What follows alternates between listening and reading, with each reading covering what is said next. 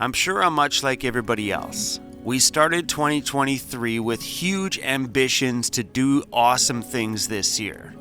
But January sometimes can be a little bit of a kerfuffle, if we want to use that word, where things are just trying to jump, skip, trying to get off to a good start.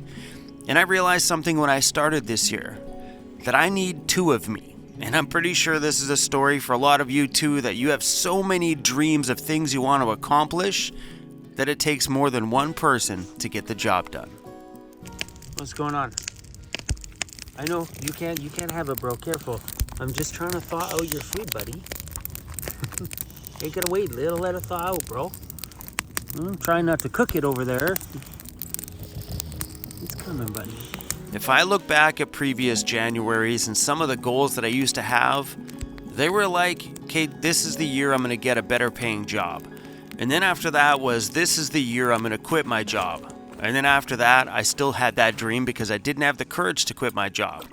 And then the year after that was the same thing, and I didn't have the courage to quit my job because I was comfortable and the bills were getting paid. I wasn't earning a good living, but I had enough to pay the bills and buy my coffee in the morning and put gas in my vehicle, and that's, well, the basics that I needed. But I continued to have that same dream every year, but I never had the courage to take a chance on me for once in my life. Oops. Ooh, don't want that to go in my van. Yeah, you don't, bro. It was going right over there, too. But I never had the courage in myself to know that I could survive if I broke that cycle.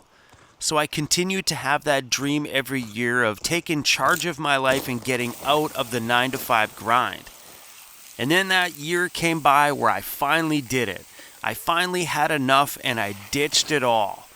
That was the year that embracing change flipped upside down for me. Now I feel like I can accomplish anything.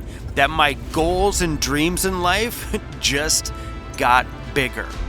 And I have all that to thank because I started van life, because I took the courage to quit it all and move into my van. Now, I feel like I can conquer the world.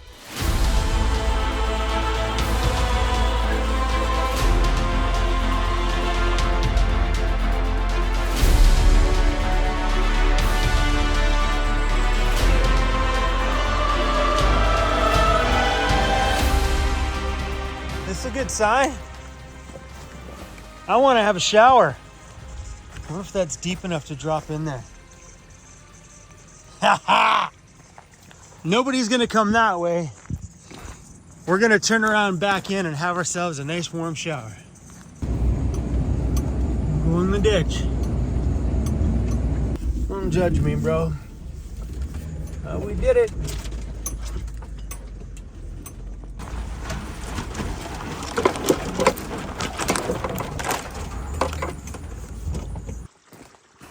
Oh yeah.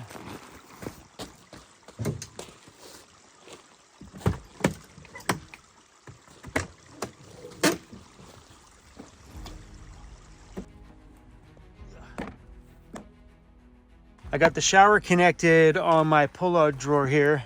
I still haven't decided where I want to mount the mounting bracket for it. I pondered on mounting it on the back here somewhere because there is enough room between my door and that when it shuts. But I'm going to continue to play around with a shower like this and try it around at various locations before I find a permanent place to put that actual bracket. That works good there. So we're going to run it into that. Hopefully there's enough depth there to get some water out of there.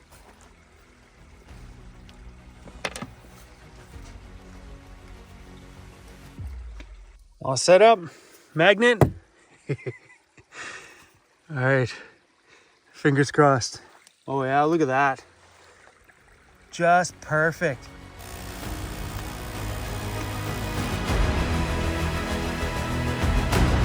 Oh, every van needs one of these. This is a moment that I have to film. If I don't film this moment, then I get to experience a major chunk of my van life that is on the next level epic without sharing it. So I'm sorry, you guys are coming into the shower with me. Hey-o. Nothing like a little, what's that called, a brook? I don't know what that's called. A little bit of water running across the road. It's not even like a legit creek. Not a bad place to have a shower. No complaints. Ugh. Did you want a shower? I would have given you a bath. Yes, I would. It's like, no, I'm good, Dad. Bit of a tough little corner, this one. Whoa, baby.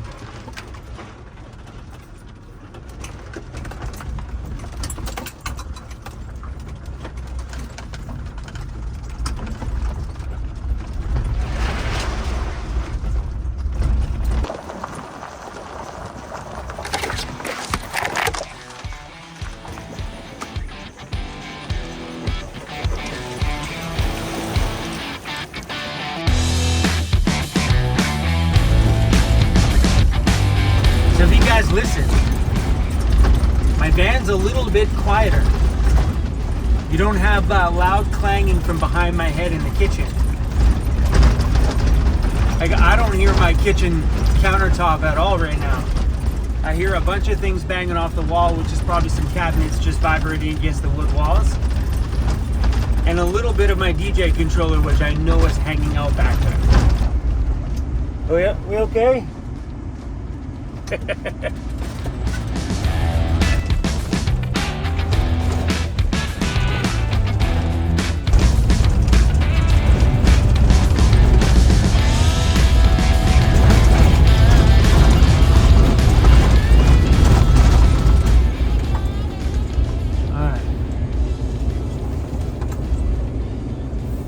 So my desk stayed in there pretty decent. It only came out a little bit. This is usually the first thing that comes out.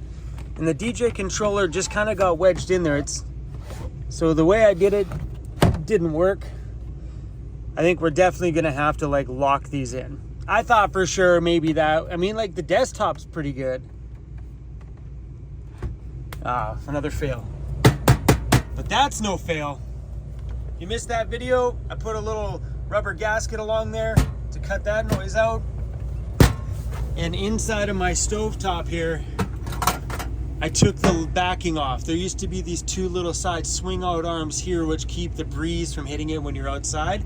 I ended up drilling out the rivets, and then I put this in there so it keeps the top tight. No more rattle. Yep. Sure, sounds good.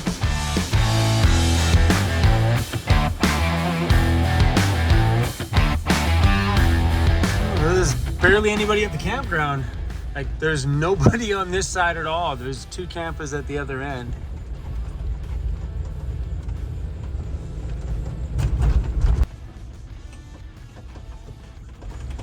After all that stuff going on in the world, they still have lickable envelopes. Spreading things all over the place. Gonna pay for camping. $13. It goes in the little slot here on the door. Oh, someone else's money was stuck in there. I could have borrowed that. Jokes. Hello? We good? What the heck happened to my flag? Hey, are you trying to run away, buddy? I must have got caught in a tree and yanked to the top. There we go.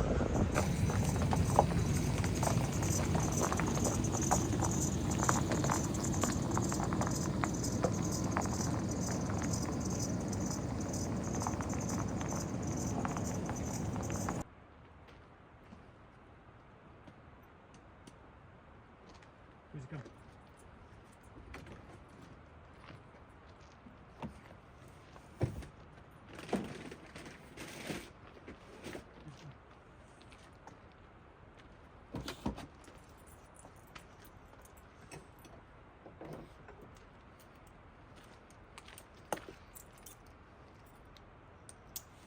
Came into town to grab Crazy some food because we have no food left for him.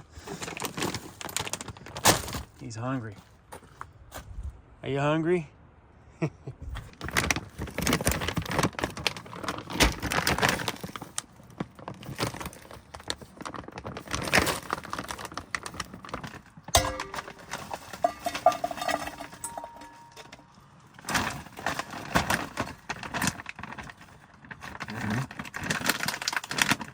These are raw food nuggets. That one in there is turkey. This one is whitefish. Mr. Cruzy Bear is a little spoiled rotten.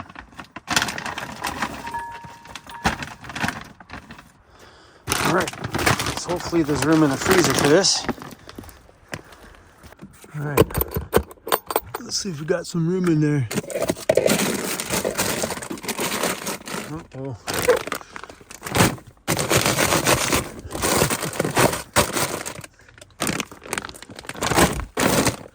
Ooh, just barely. Look at that. Close call, Cruzy. It's an owl made out of a log. Oh, that's pretty cute. Hi, Mr. Owl.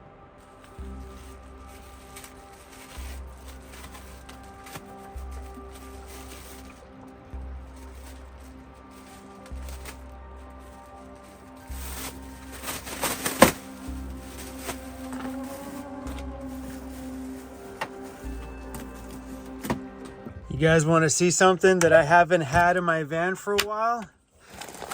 An empty cupboard so I could keep my dirty clothes in there. Awesome, right? Instead of in the front seat where Cruzy's trying to hang out during the day, I now got a place to put my dirty laundry again.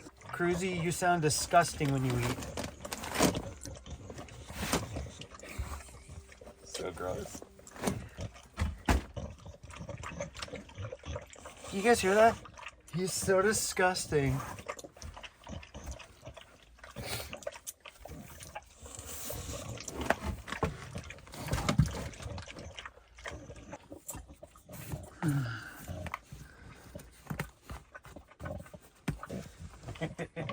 He loves that stuff.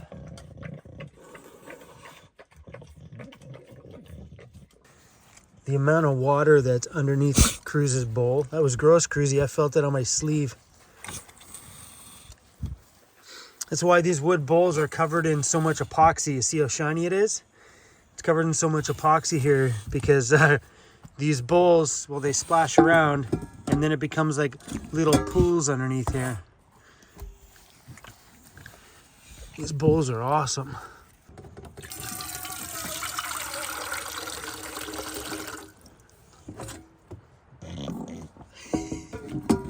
I heard that, Cruzy. Sir burps a lot. We only give him so much water in there because he very rarely drinks it. And I'll forget about it, and then we'll hit the back rows. It'll splash everywhere, so we just keep a minimal amount in there.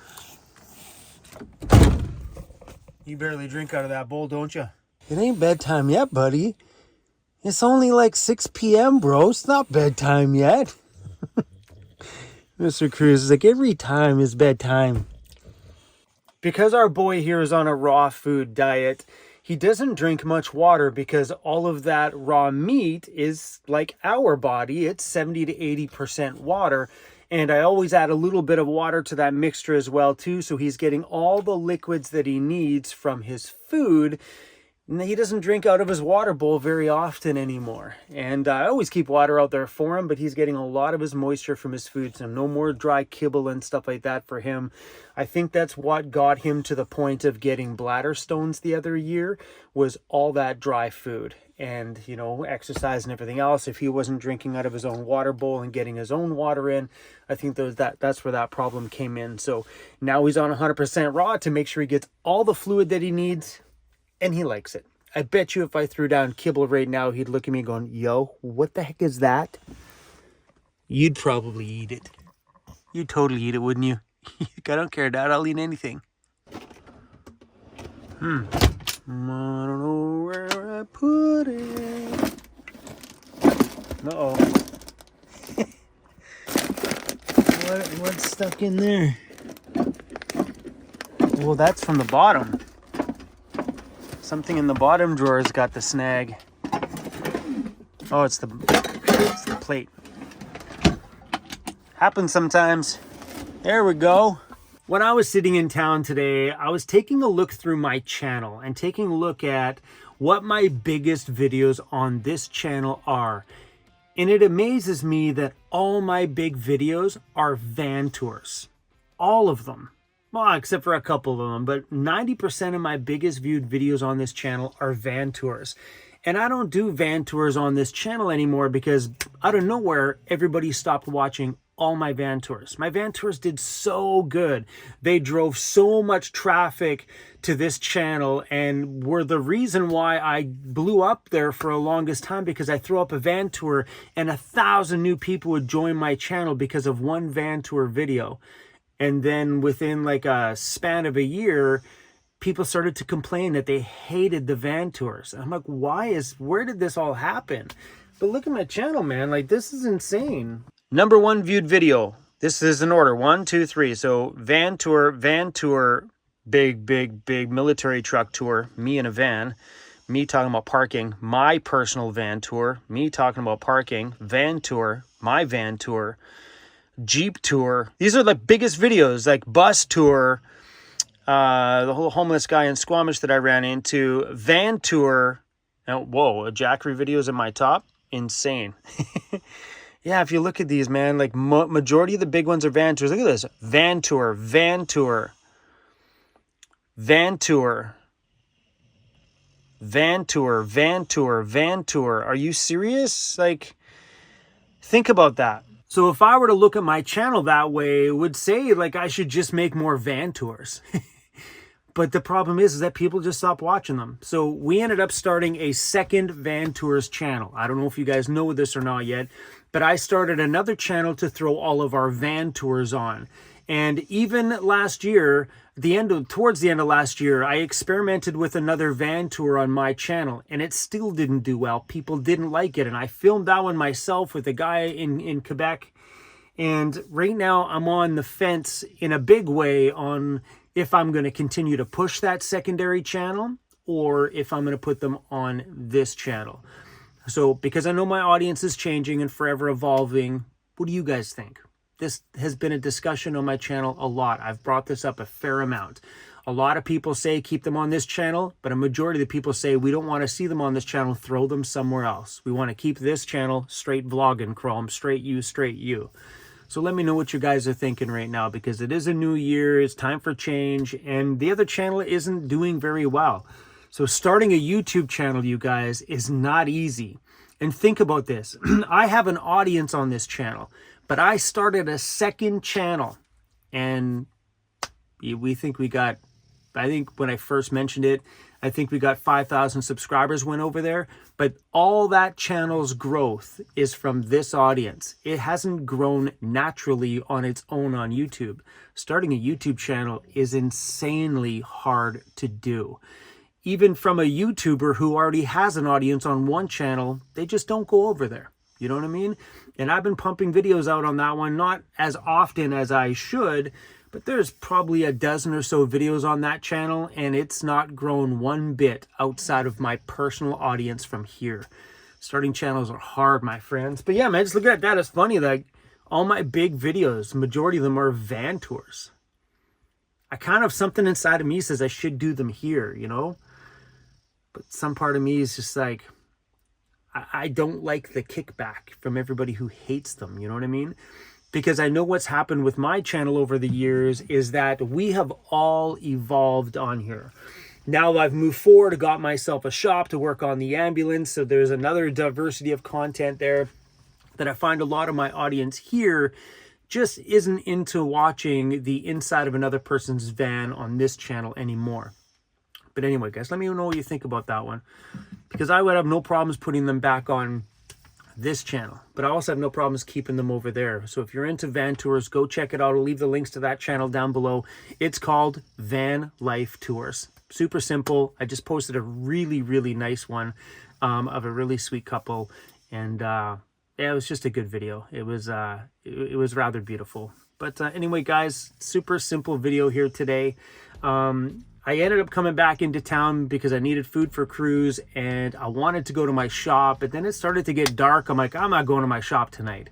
So we just grabbed a campground here at Rath Trevor Campground again. It's $13 for the night, and nice, peaceful, quiet place. I'm not going to have a campfire tonight because I just finished washing all of that campfire off of me over the last couple of days.